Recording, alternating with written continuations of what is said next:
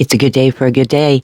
Hello, everybody. My name's Cece Ray. Thanks for joining me here at Break the Dish, where we break the news and dish out the tea. Breakers. I can't believe this weekend is Easter weekend. I mean, please tell me the cold weather is over. Please tell me we won't have any more snow. This was a dreadful winter. But anyway, all my kids will be home from spring break. I'm very excited. I know I've been silent this last week. My husband's mother passed away, so that is why we were silent. I was silent. But I'm back, and boy, we are starting out with a bang. So let's dish some tea before we get into the valley, shall we? How about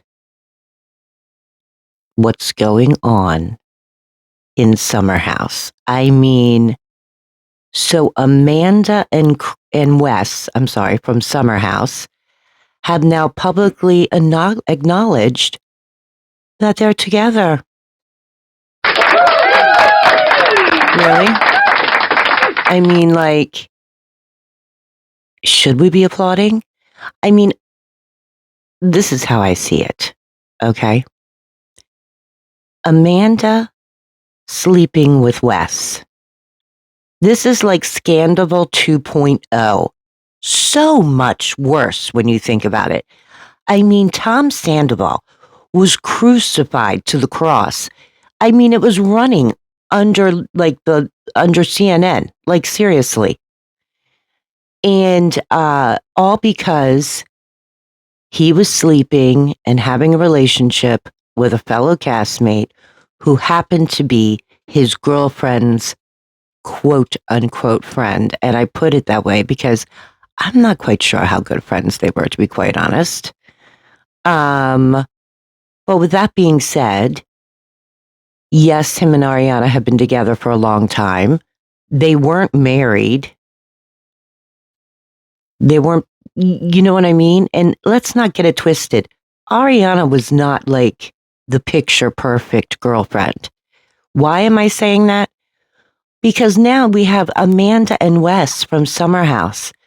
So Amanda is sleeping with Wes, her best friend's ex, who we know has had unresolved feelings for this guy, okay? He can't keep it in his pants with other women, allegedly. And this is also, Wes is also her husband's friend and fellow castmate. So they're all castmates. You're sleeping with your best friend's ex, who she still kind of has feelings for, or unresolved feelings, and your husband's friend and castmate. Seriously? Like, I get that Kyle wasn't like picture perfect husband, but man, I mean, we all crucified Tom Sandoval. This is so much worse. This is so much worse. I mean, you are sleeping, Amanda. You are sleeping with your best friend's ex, who still had unresolved feelings for him.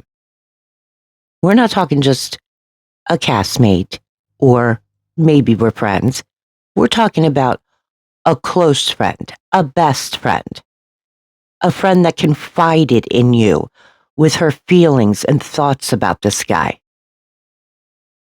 And it's also your husband's friend and castmate that you're sleeping with. I mean, hello? There are a million guys in New York City, and you had to choose him, the one who allegedly can't keep it in his pants? I mean, are you kidding me? Somebody help me understand this. Seriously, somebody help me understand this. But anyway, I've said my piece. However, we are getting ready to recap the premiere, that's right, of The Valley Season 4, Episode 1. But before we do, you know what to do. Make sure you like, subscribe, hit that notification bell, because here we break the dish.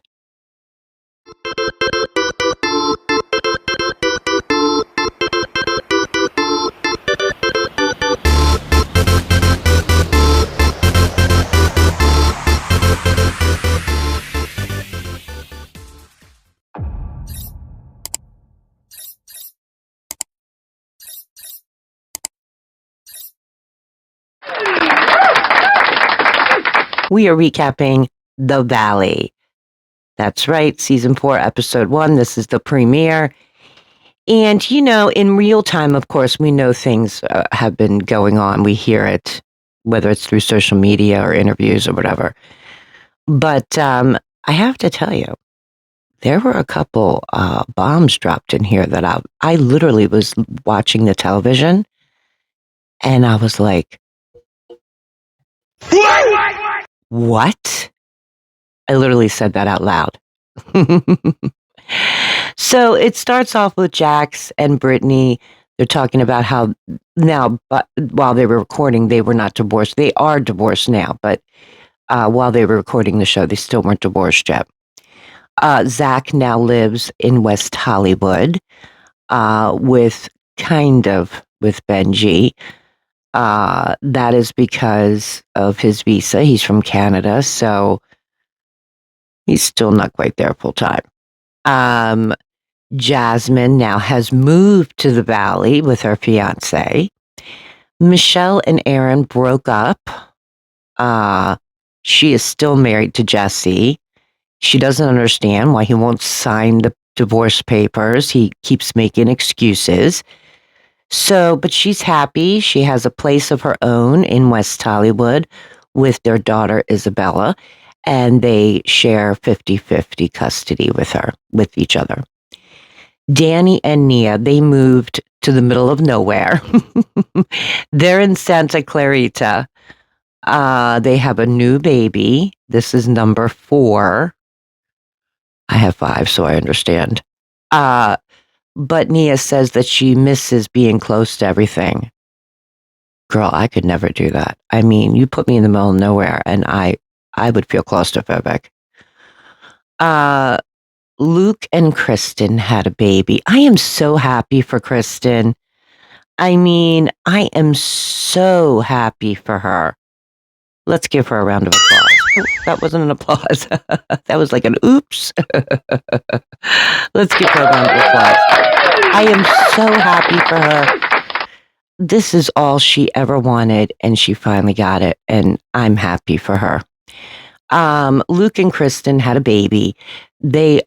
She says that she's really good at being a mom, but now she doesn't know how to be anything else because that's all she's been doing is take care of the baby. And she's kind of losing herself a little bit.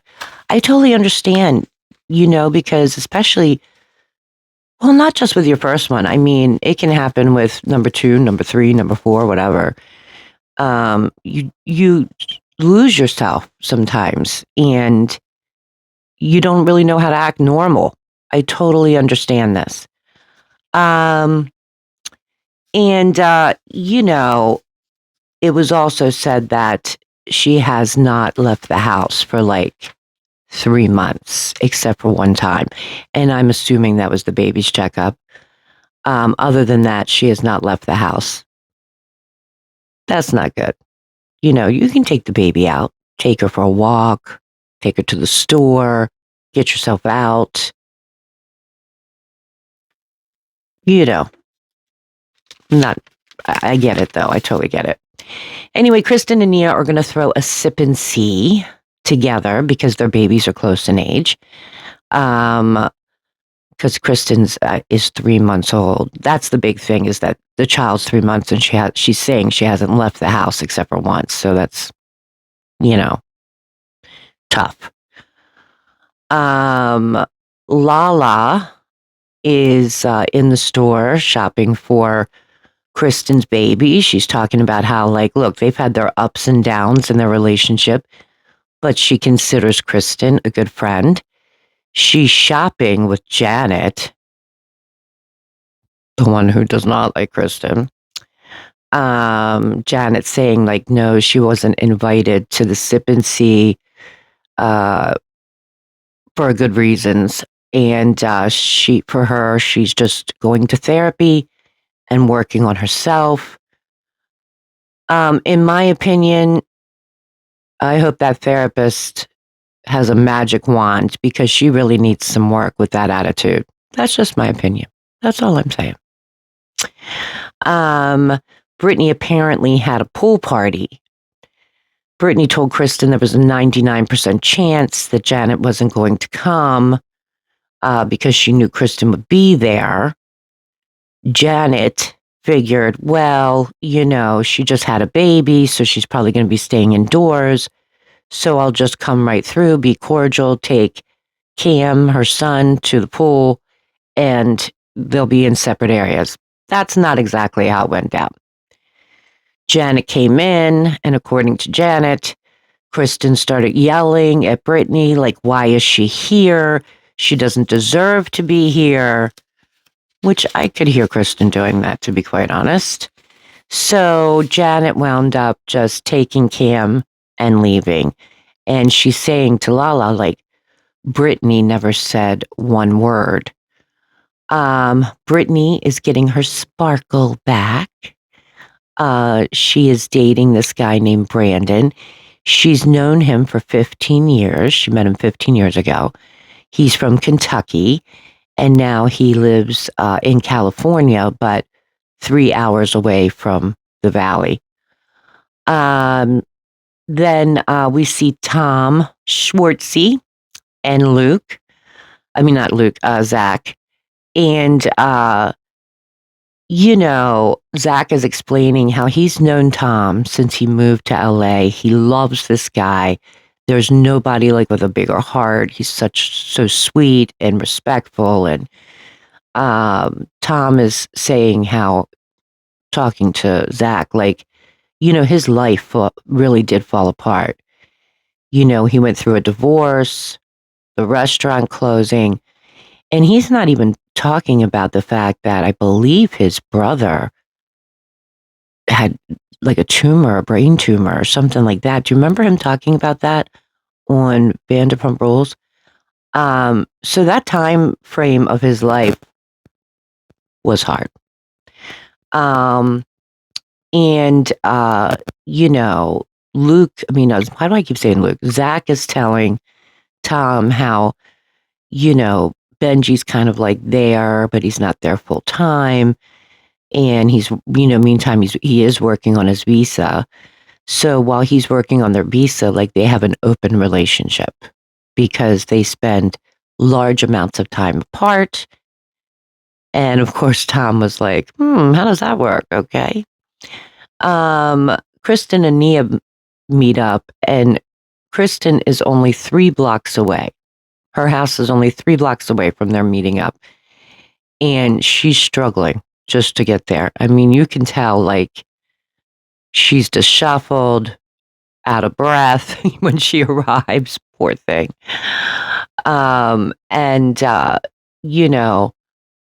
Kristen is saying to Nia, like, she hates her body and, she just isn't happy with herself right now. And Nia's asking her, like, well, it's been 3 months. Like, have you had a date night? Kristen's like, no. She's like, you got to get out there. Like, you got to at least have a date night. I agree with Nia. Even though it's hard to get over that hump, come on. Pretty sure you have enough money to hire a babysitter for the night to just go out for a few hours. Just, it is important. It really, really is important. Meanwhile, Luke is visiting Jesse. Jesse is still with his girlfriend, Lacey. And he's explaining how their kids are extremely close. Matter of fact, he was saying at first, they were like they were like friends and got really close. And now they're so close that they actually act like sisters. Like sometimes they fight with each other.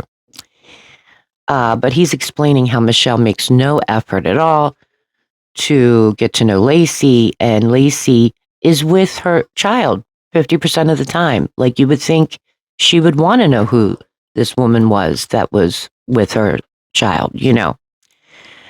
Um, and then Luke's starting to explain how the first 6 weeks when the baby came home was really tough, but like now they completely like he are lacking intimacy. Like it's tough. Michelle, Janet, Lala, and Brittany get together, and Brittany's explaining how she's nervous to call Brandon, you know, a boyfriend. Like she's just not ready for that yet. Michelle and Aaron, of course, broke up. She's explaining how Isabella cried. Um, Janet, of course, has to go on her rampage about how Kristen behaved at Brittany's pool party and that it was not good. And she's saying, you know, to Brittany, like you should have told Kristen this isn't the time or the place. And in Brittany's confessional, she's explaining, like, look, I'm not only in the middle. I don't like confrontation. I don't like when people are yelling. We all know this about Brittany. Brittany will stir the pot and then act like she's Switzerland. She always has. This isn't a big shocker. Um, then we're now at Nia and Kristen sip and see. Oh my God, the babies are so adorable. But of course, Kristen is late. God love her. I mean, they just got to get organized, you know? But talking about Schwartzy, Tom and Michelle are at the bar chatting about getting their groove back. And everyone is kind of chatting like, wow, they have some sort of chemistry. I have to say that they really do. I could see these two together. I mean, I know Schwartzy has a girlfriend now, but I really could see these two together. Like you could see there was some chemistry there. And they're both quirky, you know. Jesse arrives with his girlfriend Lacey, and Michelle is explaining how Lacey threatened her last year with a cease and desist. And it's always sometimes rocky when you're talking about exes and new girlfriends and boyfriends. Lala is now Kristen already arrived, and she's standing there with Lala, Luke, and Zach.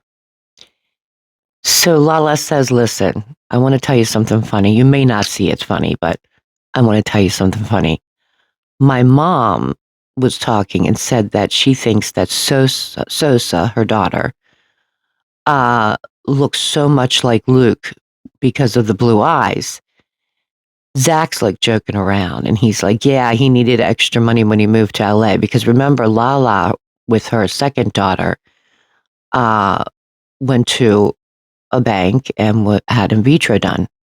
And remember, like she had this big party where she was letting everybody read the profiles and picking who the father would be of her daughter, you know, which I thought was kind of cute actually. And Luke says, yeah, when you were reading those profiles, I thought to myself, wow, that could be me. Zach goes, did you donate sperm? Luke's like, yeah, my senior year of college, I donated sperm because I needed some money. And I happened to donate the sperm at the same bank that Lala used to conceive Sosa. Lala is like, what? They're all like eyes bugging out. Seriously. Lala's like, I am shocked. That's a bomb to drop. Then Lacey says to Jesse, I think I'm going to go over and say hello to Michelle. So she walks over and she says hello. And Michelle's like, you know, I didn't know you were coming. Lacey says, well, it's a small ambiance with babies, like, you know, less things could go wrong. Lacey says to Michelle, you seem happy and healthy and in a good place. Michelle says, yeah, me and Jesse were in a much better place than we were last summer.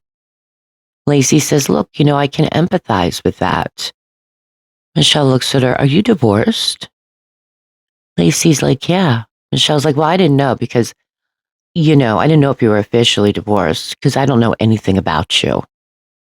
Lacey says, I don't want to fight with anyone going through a divorce. Michelle's like, we had a rough start. Lacey says, I'm sorry.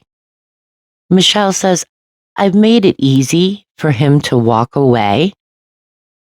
Can't you make him just sign these papers? So Lacey says to Michelle, look, I don't know any of the financials, I'm just hoping that you guys get into like a healthy resolution. And in Michelle's confessional, she says she is around all the time, which sucks. I hate it. And now everyone likes her. Sometimes happens. But then in the confessional, Michelle starts explaining that last year at her Zen party, Jesse called her and asked her to call Lacey and invite her to the party. And Michelle said no. Well, Lacey wound up showing up at the party at 10:30 thinking cameras would be down and filming would be wrapped, and they weren't finished. Then the next minute, and we're seeing that footage of her coming in and saying, oh, you're not done yet. Okay, I'll just be waiting over here. But then, because she didn't sign an NDA or anything like that, it was like a big deal because, she's on camera. But then we see Michelle like freaking out, screaming F you to like everyone and their brother. And that's how the episode ends. So what did you guys think? If you could rate this episode, how would you rate it? Well, it's the first one. They're trying to just catch up of where each cast member is in their lives. I didn't expect, fireworks. But so I think it was like a good 7. A good 7.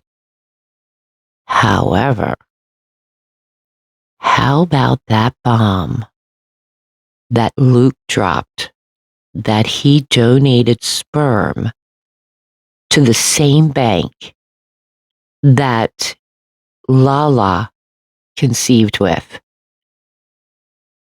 I mean, what would the odds be that Luke is Lala's father to her baby? Crazy, right? Crazy. I mean, he's talking about what he wrote on his application and that it like fits the description that she chose. I mean, she narrowed it down to 3, and each one was extremely similar to what he wrote. That's crazy. They also put like Sosa's picture up next to Luke. I don't know if they look alike. Yeah, they both have blue eyes. I mean, but what would the odds be if that was the case? Like, holy cannoli. Luke, Kristen's fiance, being the father of Lala's daughter? Wow. Now that, I say, is a storyline. One I would really love to see play out. I'm just saying for the drama of it. But it would be crazy, wouldn't it? What do you guys think? I mean, seriously. I was literally yelling at the television like, what? Crazy, right? But keep the conversation going. I love to hear what you're thinking in the comments down below. And don't forget, Breakers, make sure you like and subscribe. Hit that notification bell because here we break the dish.